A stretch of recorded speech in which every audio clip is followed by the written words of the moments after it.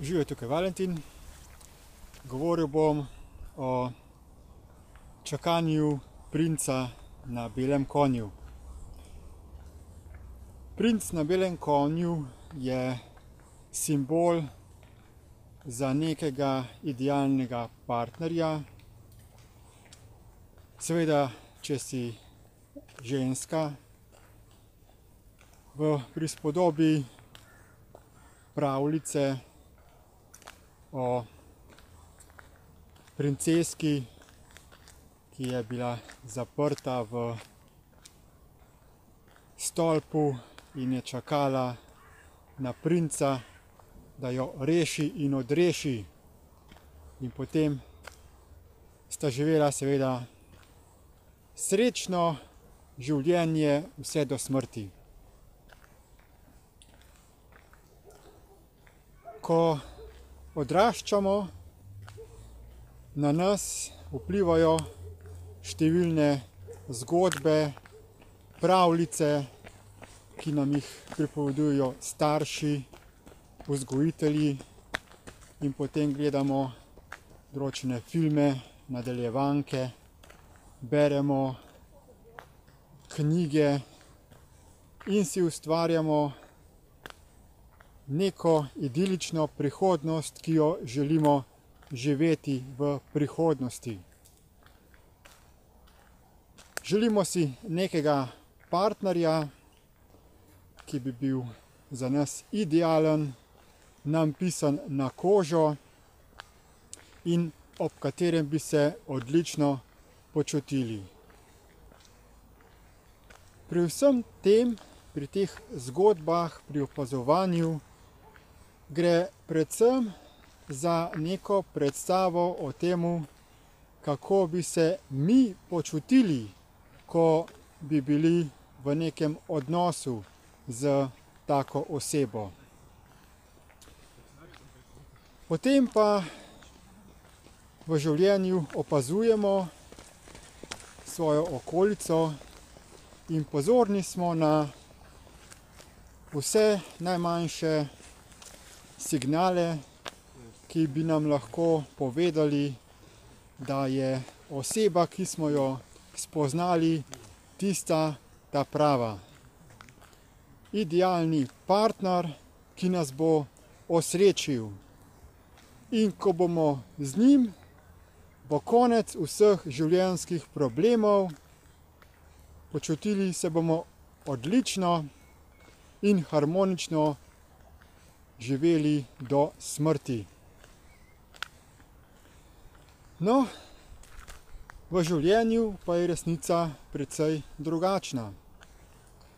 Kajti, če se opiramo na neko osebo izven sebe, da nam bo ustvarjala neke občutke, potem se na to osebo navežemo.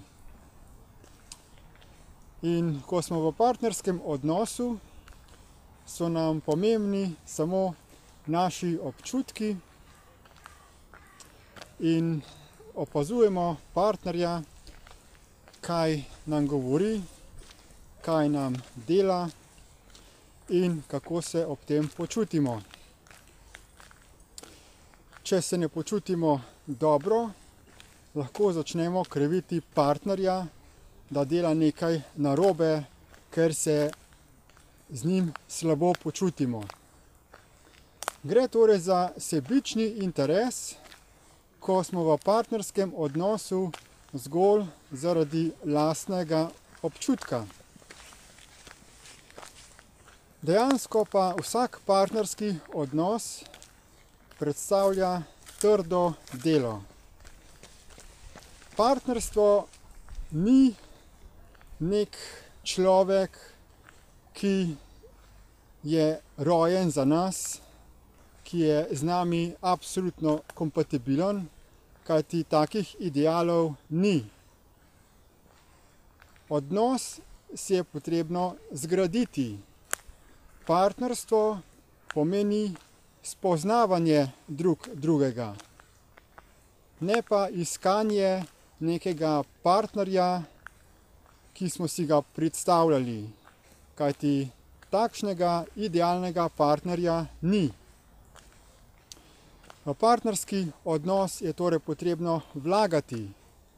In partnerski odnos deluje samo, če se oba dva partnerja čim bolj odpovedujeta nekih osebnih, sebičnih interesov in želja, da bi bil drugi partner z njim samo za voljo dobrih občutkov.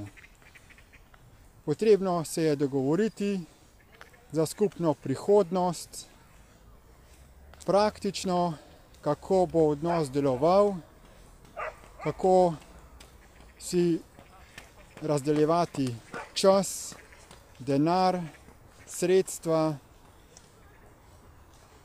kaj skupaj početi, kaj početi posamezno. Torej, bolj ko je partnerski odnos odprt, specifičen, da se vse stvari jasno in odprto dogovorijo, več je možnosti, da bo tak odnos uspel.